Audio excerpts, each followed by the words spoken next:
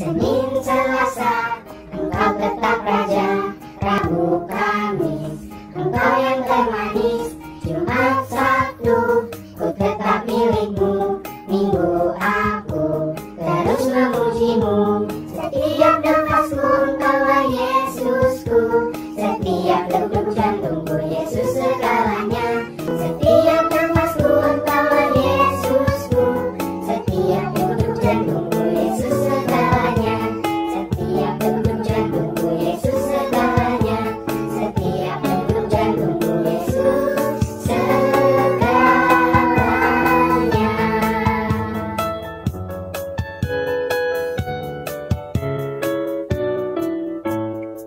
Shalom adik-adik. Ketemu lagi dengan siapa? Kak Manca dan Kak Sari tentunya. pastinya ada Kak Tison. Sana tapi dia tidak terlihat. Adik-adik, kita ketemu lagi di hari Minggu di ibadah. Malam minggu Kidi. Oke. Ingat nggak Kidi singkatan dari apa? Kesatria iman di dalam Yesus. Nah, Kak Sari, kita hari ini mau ngapain aja sih? Oh iya, aku mau nanya dong, temanya apa Kak Sari? Temanya tentang mengenal Raja. Wah, mengenal raja. Raja siapa tadi? Banyak kan Raja? Nah, Ingat ya, hari ini berarti harus dengerin firman Tuhannya. Soalnya kita mau tahu Raja siapa yang bakal diceritakan. Pasti keren. jelas. Jelas dong. Oke adik-adik, kita akan mulai ibadah kita. Oke, siapkan hati ya? Udah pada mandi belum? Aku udah dong. Udah ya? Udah dong. Udah pada sarapan? Yang belum gak apa-apa. Sekarang minggu dulu baru sarapan, oke? Tapi yang jelas harus udah bangun tidur. Iya. Jangan pada tiduran. Masa kita sini berdoa? Bener, yang lagi main, ayo disingkirin dulu ya. Ya, kita mau sungguh-sungguh ibadah. Lihat ya, ini liatin Kak Sari sama Kak Panci pakai apa ini? Masker. Masker. Soalnya kita mau jaga-jaga nih, jaga jarak kan, nggak nempel-nempel kan? Soalnya kita mau ikuti anjuran pemerintah prokes. Apa prokesnya? Protokol kesehatan. Iya benar. Jadi kakak tadi udah cuci tangan ya? Udah. Udah dong. Terus jangan jaga tangan, setiap jaga jarak pakai masker. Terus kurangi mobilitas, jadi jangan kemana-mana kalau terus ya, jangan lupa juga kita makan makanan yang sehat, oke? Yuk, kita siapkan hati kita untuk memuji Tuhan, untuk datang pada Tuhan. Posisi berdoa ya.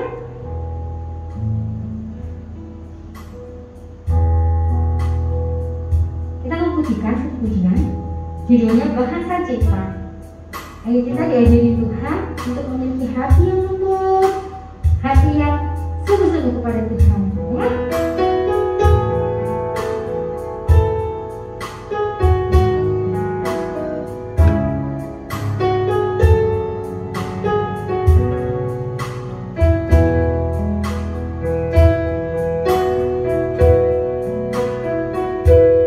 Andaikan aku lakukan yang berguna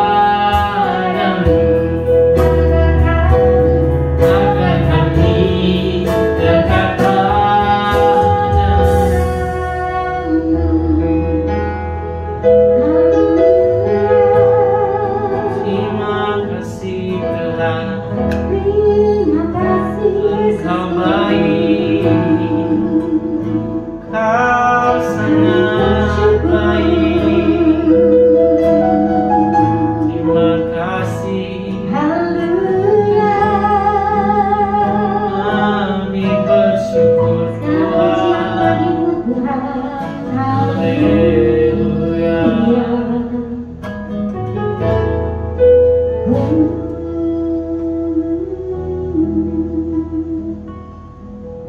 coba kita dalam doa?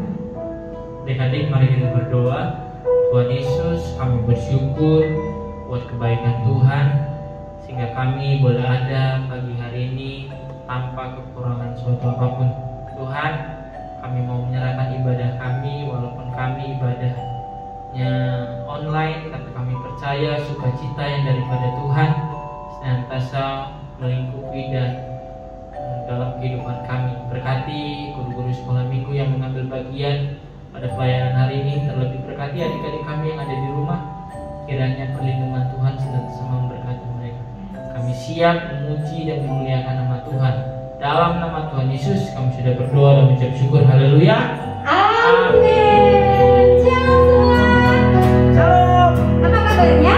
Luar biasa, dahsyat, patut. Kita pakai dahsyat, luar biasa, yes. Jadi apa kabarnya semua? Dahsyat, luar biasa, yes. Baca terlalu semangat. Guys, keren. Panca kan lama ya, nggak keluar di sekolah minggu. Soalnya apa? Katanya itu dari Bandung bisa sampai ke Jember, balik lagi loh. Pengalamannya banyak. Jadi kalau pengalamannya banyak itu melewati apa? Hari demi hari. Ada hari itu dimulai dari apa? Senin, Terus? Selasa, Rabu, Rabu, Kamis, Jumat, Sabtu, Minggu nih. Jadi kita mau bisa karena kita mau mulai hari. Jadi hari ini kita mau beribadah kepada Tuhan. Kita mau katakan Yesus adalah Raja. Yuk, begitu ya. Senin, Selasa, Engkau tetap Raja.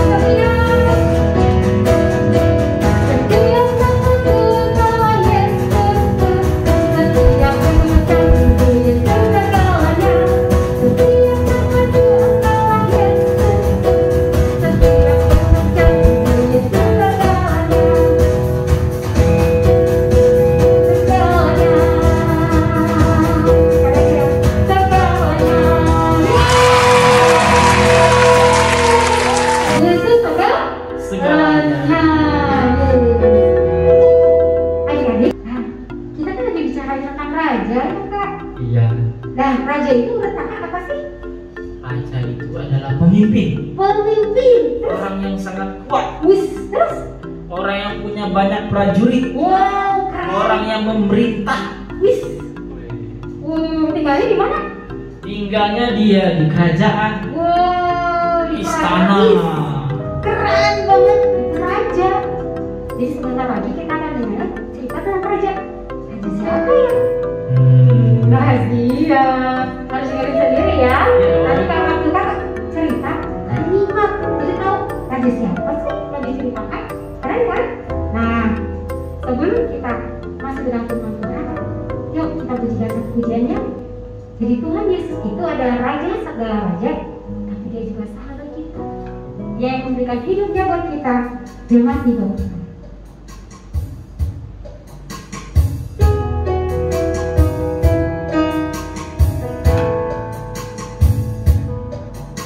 Dan Yesus sahabat kita yang telah mati buat kita. Yesus sahabatku, kau mati bagiku, besar anugerahmu, sahabatan Tuhanku, sampai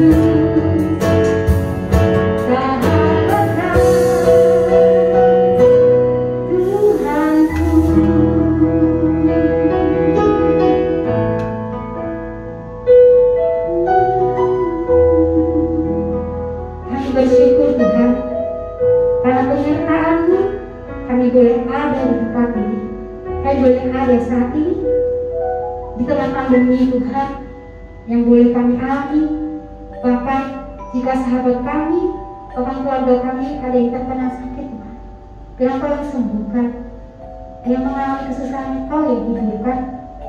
Juga Tuhan, teman kami, sahabat kami juga Tuhan, yang mengalami kesusahan apapun, Engkau yang tolong mereka.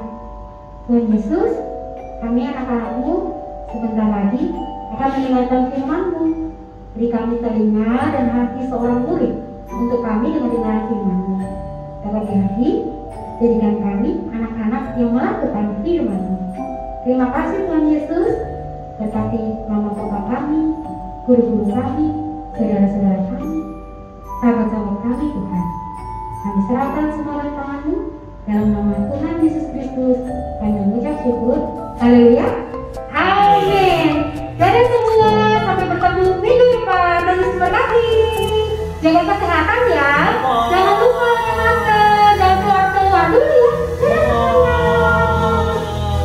Halo adik-adik, apa kabar? Ketemu lagi sama kakak. Di mana nih? Di channel YouTube GPI Immanuel Kidi, Satria Iman di dalam Yesus. Nah adik-adik, hari ini kakak kembali mau cerita tentang raja-raja Israel. Raja yang mana nih? Tapi sebelum dengar firman Tuhan, yuk kita sama-sama berdoa. Ya, semuanya lipat tangan ya. Bapa kami yang bertata dalam kerajaan surga, terima kasih buat pagi hari ini. Kalau kami sudah memuji, memuliakan nama-Mu, sebentar kami akan mendengarkan firman-Mu. Biarlah kami buka mata rohani kami, telinga rohani kami, dan hati kami, supaya firman Tuhan bisa masuk ke dalam hati kami dan berbuah melalui kehidupan kami. Berkati kakak yang akan membawakannya, berkati juga adik-adik yang mendengarkannya. Terima kasih Tuhan, dalam nama Yesus kami sudah berdoa. Haleluya, amin. Nah adik-adik, hari ini kita mau mendengar tentang seorang raja. Ya, adik-adik ingat gak sama yang namanya Raja Daud? Ya, Raja Daud adalah raja kedua dari orang Israel. Raja yang pertamanya masih ingat? Raja Saul ya. Nah setelah Raja Saul melanggar apa yang menjadi perintah Tuhan, maka Tuhan mengangkat Raja Daud menjadi pengganti Raja Saul. Nah tapi kakak gak akan cerita tentang Raja Daud. Kakak akan menceritakan seseorang yang merupakan anak dari Raja Daud ya. Yuk kita baca sama-sama 1 Raja-Raja 1 ayat yang ke-1. Raja Daud telah tua dan lanjut umurnya, dan biarpun ia diselimuti, badannya tetap dingin. Nah, kita lanjutkan ke ayat yang ke-5. Lalu Adonia, anak Hagit, meninggikan diri dengan berkata, Aku ini mau menjadi raja. Ia melengkapi dirinya dengan kereta-kereta dan orang-orang berkuda, serta 50 orang yang berlari di depannya. Ayat yang ke-6, selama hidup Adonia, ayahnya belum pernah menegur dia dengan ucapan, Mengapa engkau berbuat begitu? Ia pun sangat elok perawakannya, dan ia adalah anak pertama sesudah Absalom. Ya, berarti kita tahu Adonia adalah anak dari Raja Daud. Ya, nah Adonia ini mempunyai perawakan yang cakep, ganteng.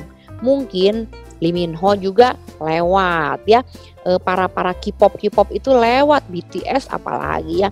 Dia cakep, dia elok perawakannya, tinggi, besar, gagah, cocok jadi raja. Tapi ada kelemahan. Dia ingin meninggikan dirinya sendiri. Ya, Adonia adalah seorang yang sombong. Nah, Lalu kakak mau mengajarkan apa nih hari ini? yang ingin kakak garis bawahi adalah yang ayat 6. Ya, yuk kita baca sekali lagi. Selama hidup Adonia, ayahnya belum pernah menegur dia dengan ucapan, Mengapa engkau berbuat begitu?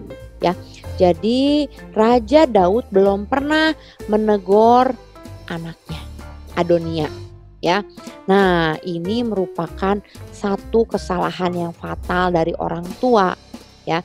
Orang tua yang baik tentu saja jika ia sayang kepada anaknya, jika ia menginginkan anaknya menjadi anak yang baik, jika anaknya berbuat salah pasti ditegur, pasti diberitahu. Nak, itu salah loh. Kamu tidak boleh seperti itu.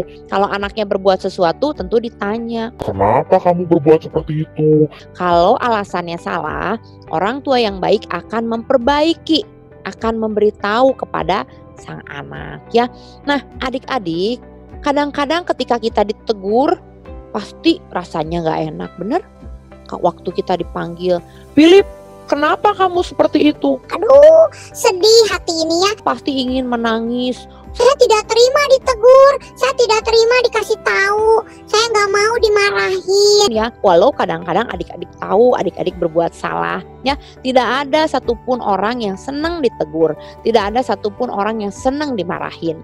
Tapi adik-adik, coba adik-adik pikir, ya, ketika adik-adik ditegur, ketika adik-adik diberitahu, daripada adik-adik melawan, baik itu kepada orang tua atau kepada guru atau kepada siapapun yang lebih tua dari adik-adik, coba adik-adik renungkan, apa sih inti dari tegurannya, ya. Jangan adik-adik marah dulu, jangan adik-adik sakit hati dulu, tapi adik-adik dengarkan apa yang menjadi inti dari tegurannya, ya.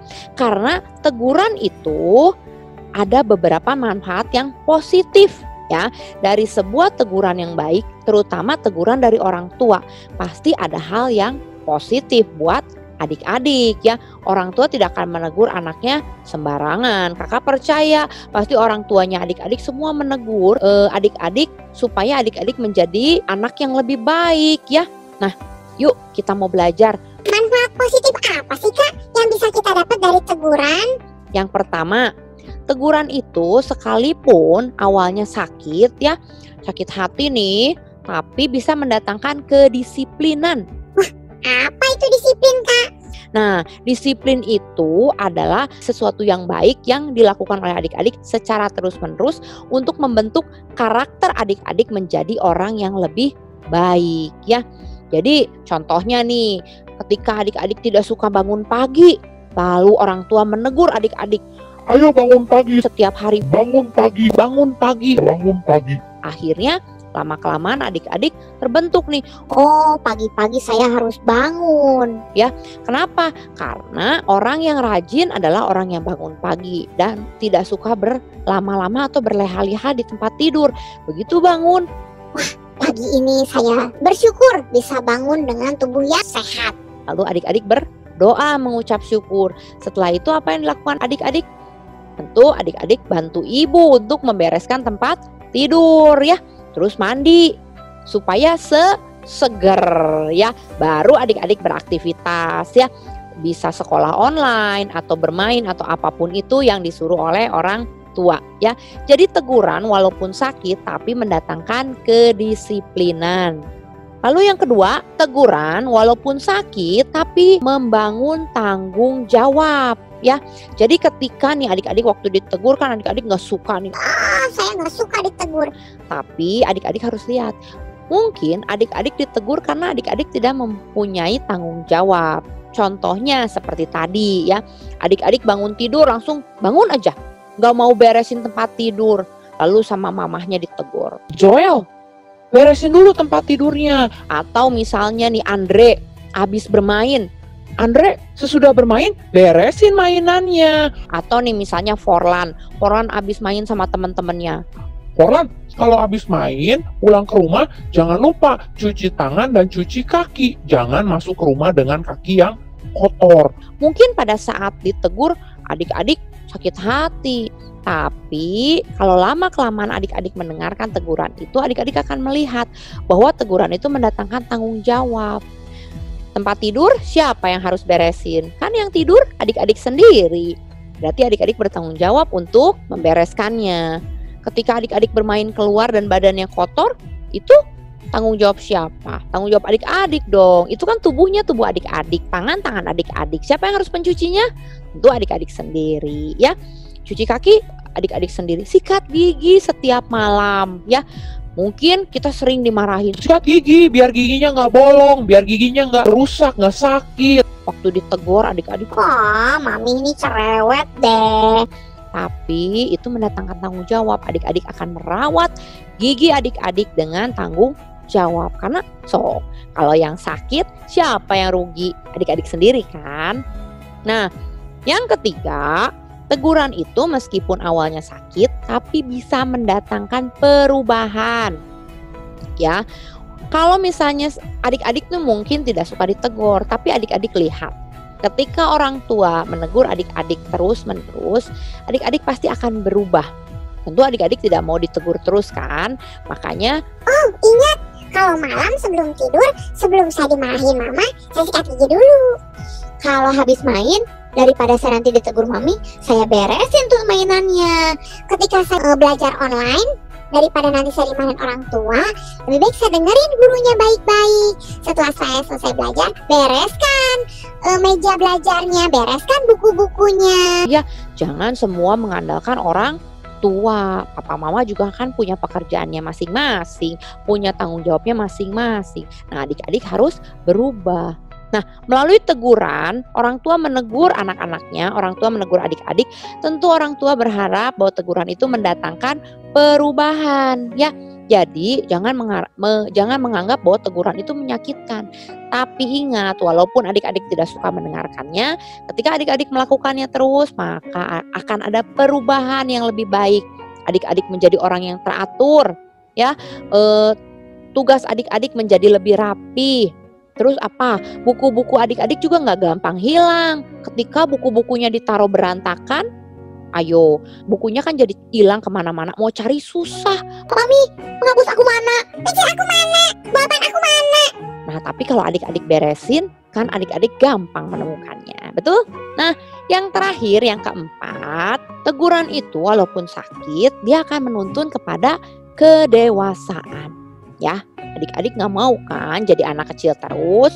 William aja sering bilang kalau Aku sudah besar. nah, orang besar adalah orang yang dewasa.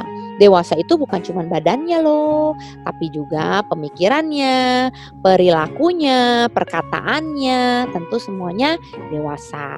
Nah, ketika dewasa, tentu saja dia akan berperilaku, akan mengucapkan kata-kata yang penuh tanggung jawab, kata-kata yang dapat menjadi berkat. Jadi kata-kata adik-adik jangan kata-kata yang tidak sopan, jangan kata-kata yang melawan ya. Tapi ketika orang tua menegur adik-adik, Ayo Claudia, nggak boleh bicara seperti itu. nah Claudia jangan marah. Tapi karena teguran dari orang tua pasti ingin Claudia menjadi lebih dewasa ya. Terus kalau misalnya ibu atau mama menegur David atau menegur Selin, nah kita dengarkan. Karena orang tua ingin anaknya menjadi lebih dewasa. Jadi teguran itu bisa mendatangkan 4 hal. Yang pertama, mendatangkan kedisiplinan.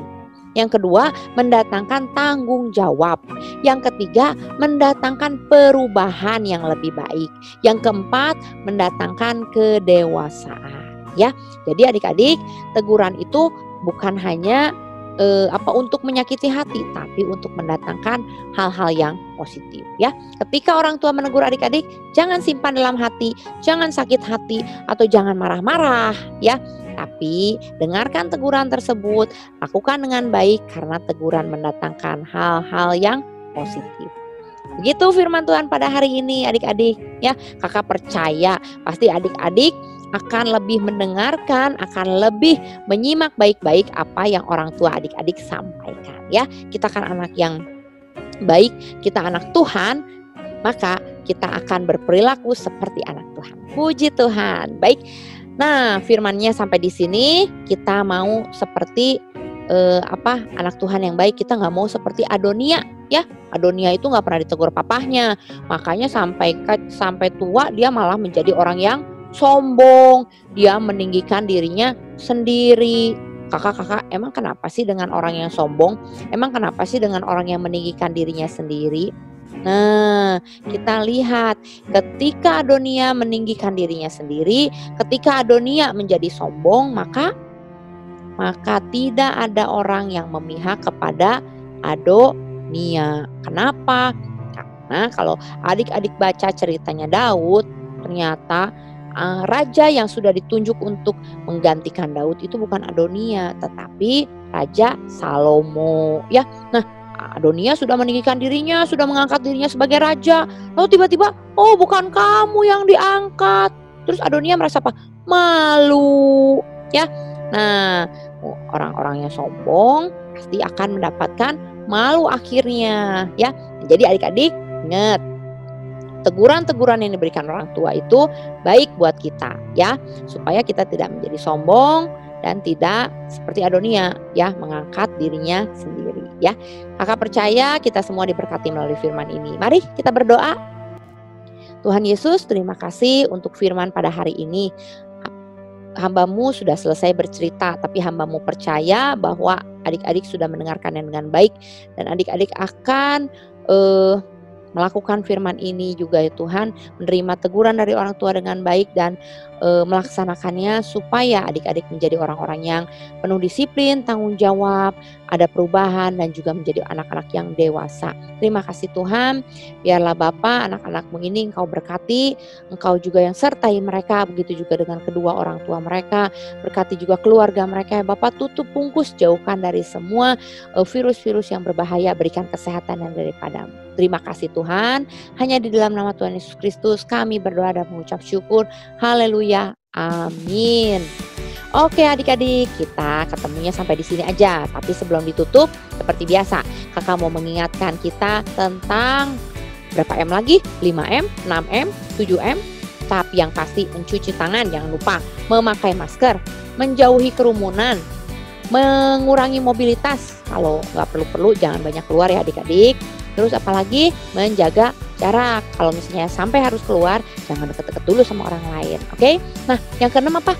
Jangan lupa adik-adik, kita harus selalu mengucapkan doa kepada Tuhan, ya, supaya masalah-masalah yang terjadi dalam negara kita ini bisa cepat selesai. Terima kasih adik-adik, sampai jumpa.